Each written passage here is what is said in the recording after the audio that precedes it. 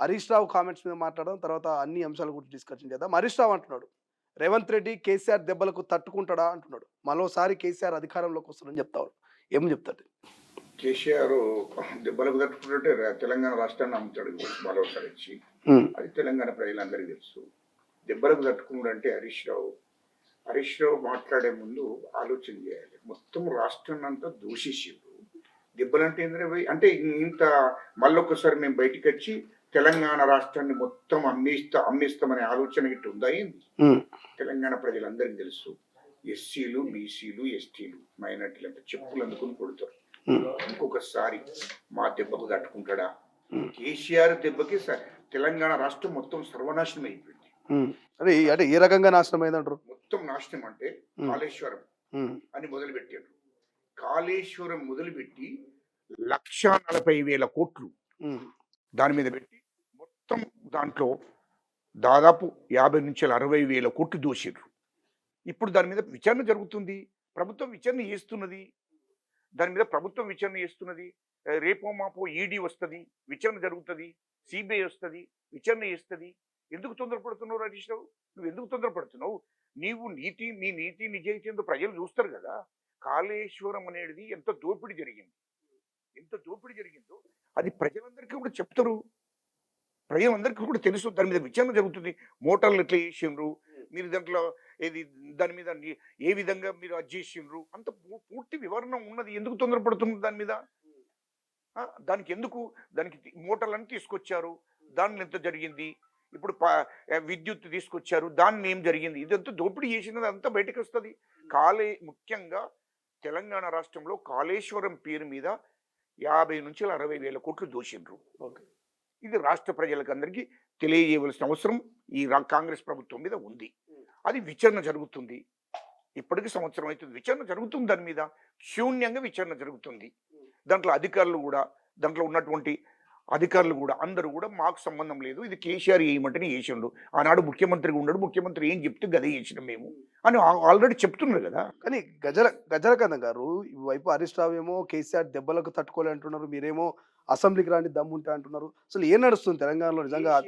దెబ్బలకు తట్టుకున్నాడు అంటే ముఖం ఉన్నోడైతే, నీతి నిజాయితీన్నోడైతే ఎవడన్నా అసెంబ్లీకి రాడావా? ఇప్పటిదాకా అసెంబ్లీ ఇప్పటికి దాదాపు సంవత్సరం దాటిపోయింది.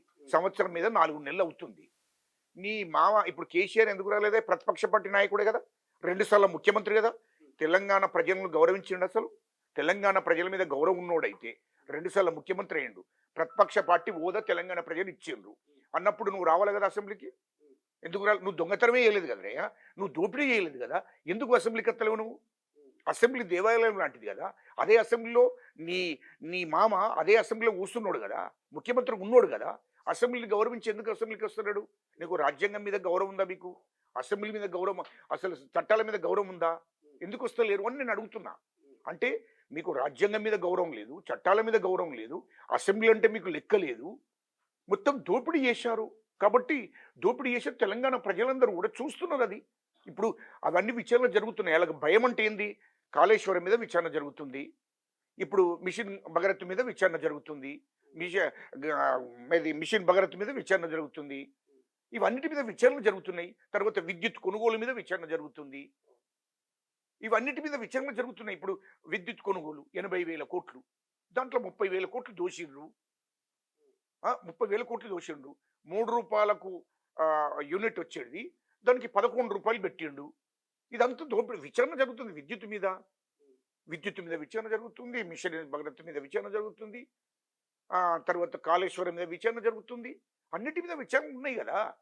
ఇప్పుడు సెక్రటరీ కట్టిండు, సచివాలయాన్ని కట్టిండు, దాని మీద విచారణ జరుగుతుంది. ప్రగతి భవనం కట్టిండు, దాని మీద విచారణ జరుగుతుంది. అన్నిటి మీద విచారణలు జరుగుతున్నాయి. టార్గెట్ చేసిరా గత ప్రభుత్వాన్ని, మాజీ ముఖ్యమంత్రి కేసీఆర్ కాంగ్రెస్ ప్రభుత్వం? మీరు ఎట్లా మాట్లాడతారండి? మీ మీడియాకి మొత్తం తెలిసి ఉండాలి. మొత్తం రాష్ట్రంలో 7 లక్షల కోట్లు అప్పు చేసిండు. భారతదేశంలో ఏ రాష్ట్ర ప్రభుత్వం కూడా ఏలే, ఏ రాష్ట్ర ప్రభుత్వం కూడా ఇప్పటి వరకు అంత అప్పు ఏలే.